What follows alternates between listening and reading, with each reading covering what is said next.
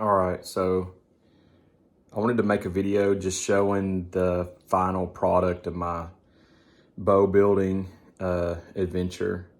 It's taken about, I started this bow Thanksgiving, maybe. I went and picked up a stave and from a guy that had some old ones he said they were like 15 years old. And from an area just north of us, there's not a lot of boat arc and Osage around here.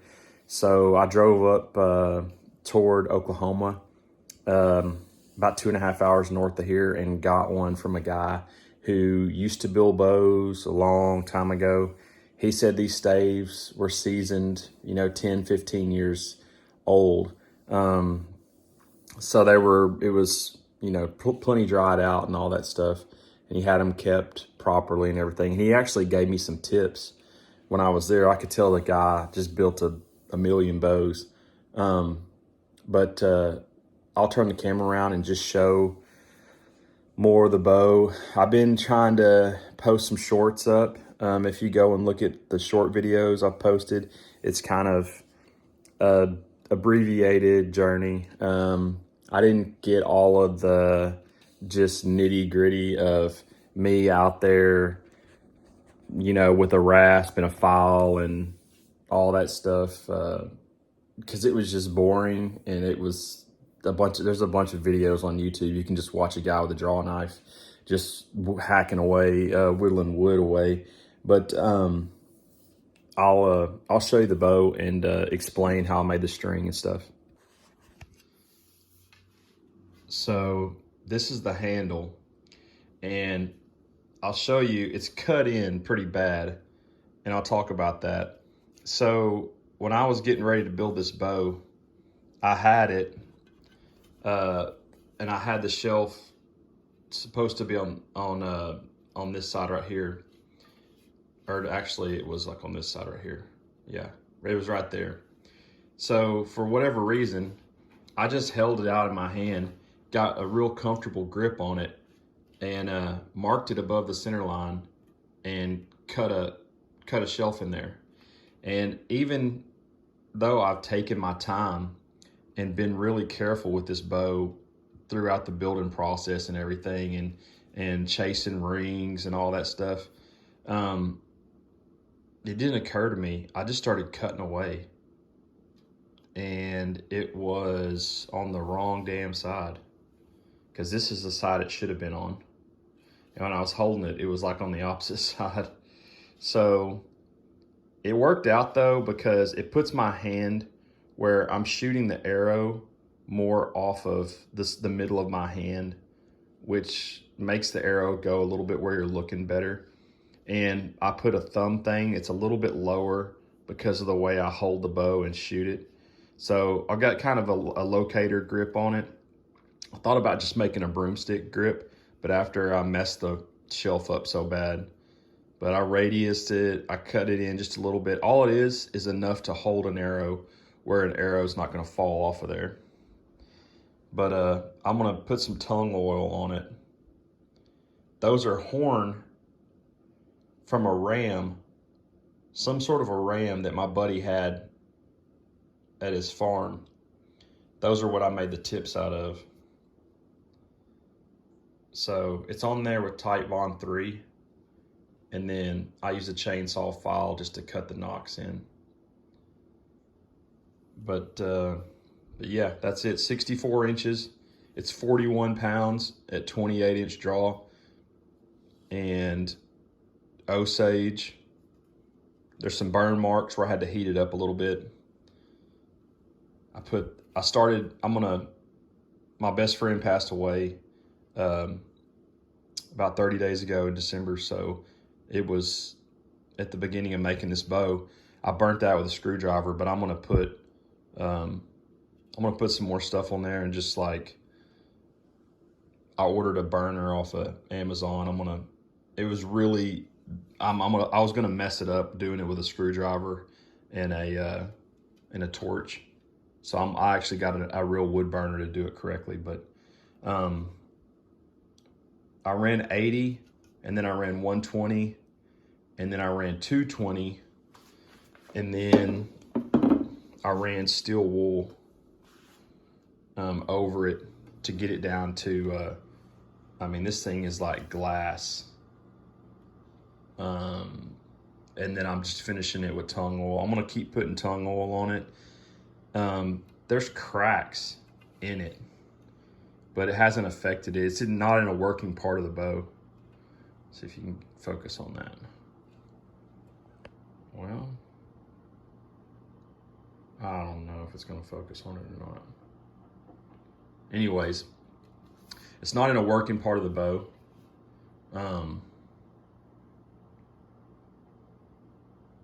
I had to work around some knots. I had to leave some material around this knot. The tips are kind of thick, but I was scared. Everything about this bow is built the way it is because I was just building it out of fear. Like I was afraid it was gonna break or explode. And I didn't want to blow it up because it's such a good stave. It was such a good piece of wood. It had some, I ended up straightening it a whole lot. It had some really bad offset on the limbs, but I used some heat and stuff, and you can see that on the short videos I made. And then this is my string right here. So the string, I built a Flemish twist string out of Dacron, and I put some acrylic string puffs on here. And I made the string puffs. It's really simple. You just take your yarn and go around these nails like this, and then take a piece of string and tie it off in the center. And when you tie it off in the center, it gives you a puff, and then you can cut it on the ends, cut your loops out of it, and you end up with some string balls, silencer puffs or whatever. These nails are about, I'll tell you, 2.5 inches apart would be perfect. These are like 2 1/4. 2.5 inch would make a perfect. These are a little bit small. These are like golf ball size, and I wish they were a little bit bigger than a golf ball. But the bow doesn't need a lot of silencing. The string doesn't come in contact at all with the bow. It just makes a D style American longbow, ASL looking style bow. But yeah, this is what I made the string out of here. Some B55. Get better contrasting colors. This is black and brown, and it's so dang hard to tell the difference when you're building them. And then this is the serving material I used. This is Polygrip, and I think it's 025. So I got really lucky and made it out of 025 with a 12 strand B55 string and a knock. A gold tip knock snaps on there perfectly. So this is my center serving right here. So with 12 strands of B55 and Polygrip 025, a knock snaps on there perfectly. So some people were saying they use 030, but I think they're using some sort of halo or something like that, because the 025, I wouldn't want the nocks to be any tighter than that. But I went to Clay Hayes' video from the Montana Jamboree deal about that's the best Flemish twist because it's the easiest for me to understand. I watched a lot of Clay Hayes videos when I was building this bow, and I've probably got between no less than 40 hours and probably no more than 60 or 70. I mean, I know there's guys that build them in way less than that, But for me, I was going so slow when I was taking material off the limbs and everything that was just the quickest I could get it done, and just working on it a little bit at a time. But it shoots with a lot of hand shock. I mean, it like almost jumps out of your hand, and that's just design flaws. I mean, I think I've got too much material on the tips. My limbs are narrow and thicker. I guess if they were wider, like a pyramid style bow, it wouldn't have as much hand shock. But anyways, that's so that's, in a nutshell, that's my bow. And I'm gonna shoot it. My goal is to try to get something with it, a pig or something like that. But man, it's very slow. It has a lot of hand shock. It's not enjoyable to shoot, really. The arrow flight is terrible. It's just like, I mean, I don't know. I've been handling Black Widows and Roy Hall type bows, and this thing is, I feel like just a piece of junk in my hand whenever I shoot it. But and I think about the time I took to make this thing. It's embarrassing that it performs so poorly. But this is round number one. My true end goal is to make an elm bow out of a tree that I cut down at our property, and take a deer with it at our property. So I harvested that tree, kind of processed the stave, and we're going to get it made into a bow that's something. I'm going to have to fire harden it. It'll be a little bit different. There's some fire hardening whitewood videos out there that I've been watching, so I'll I don't know. I don't have a lot of confidence taking this thing that I'm gonna really just knock something down. It's gonna have to be like 10 yards from me probably, and I'm gonna have to get a really good standing still broadside shot on it to feel confident in shooting an arrow at something with this thing. It's really like just a twig. It doesn't have a lot of power, and I mean, I could throw an arrow almost as hard as this thing will shoot an arrow, but we'll see.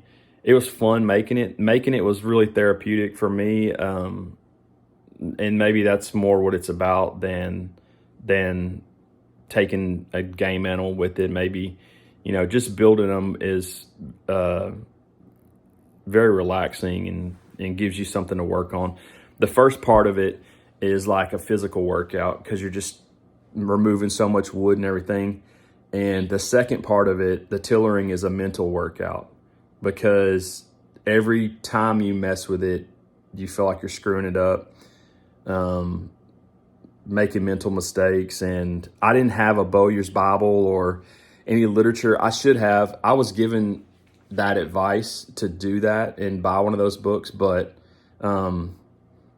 I just went after it from a trial and error standpoint, and watched a lot of YouTube videos and listened to a lot of stuff. And I don't know, I could do it better with calipers and fancy tools, but I built this bow essentially with some rasp, a card scraper, sandpaper, a draw knife, and a Mora companion bushcraft knife. So that's really, in some glue, but I mean, that's all there is to it. I didn't have a bandsaw or anything like that crazy, but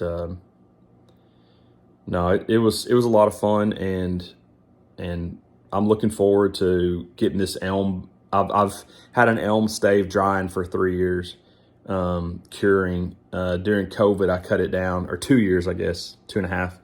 I cut it down during COVID, and I'm going to process it into a bow. So,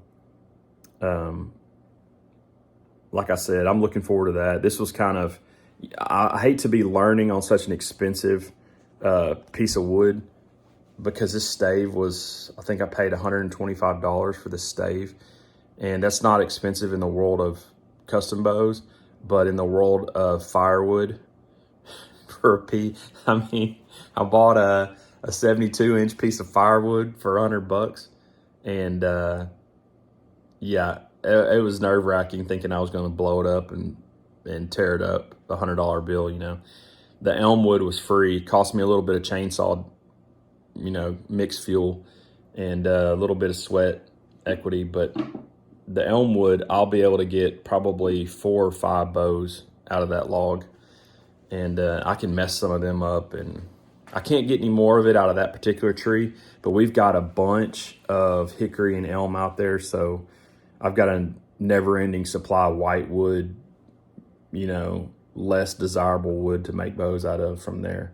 So I'll touch back and I'll probably do a better video on the elm bow, just because I know what I'm doing now, and I can talk as we go along and narrate a little bit better. But anyways, thanks for watching. If you watch the short videos, and I'll have some videos of this thing. I'm going to shoot the chronograph just for fun.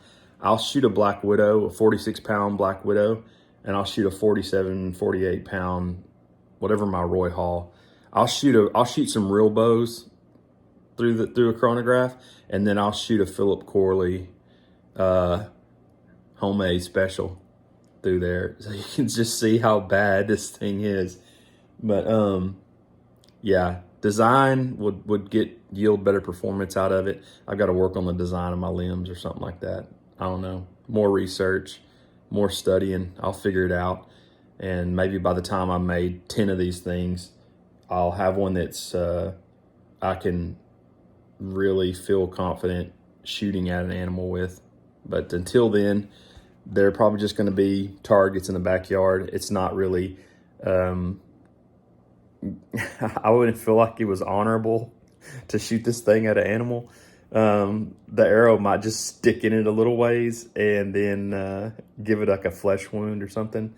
But anyways, that's my bow. There it is, number 1.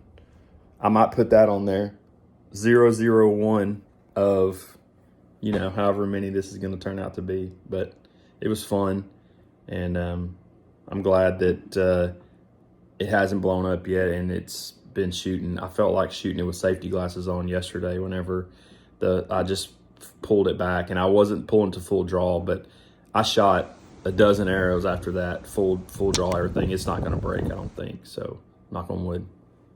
So thanks for watching.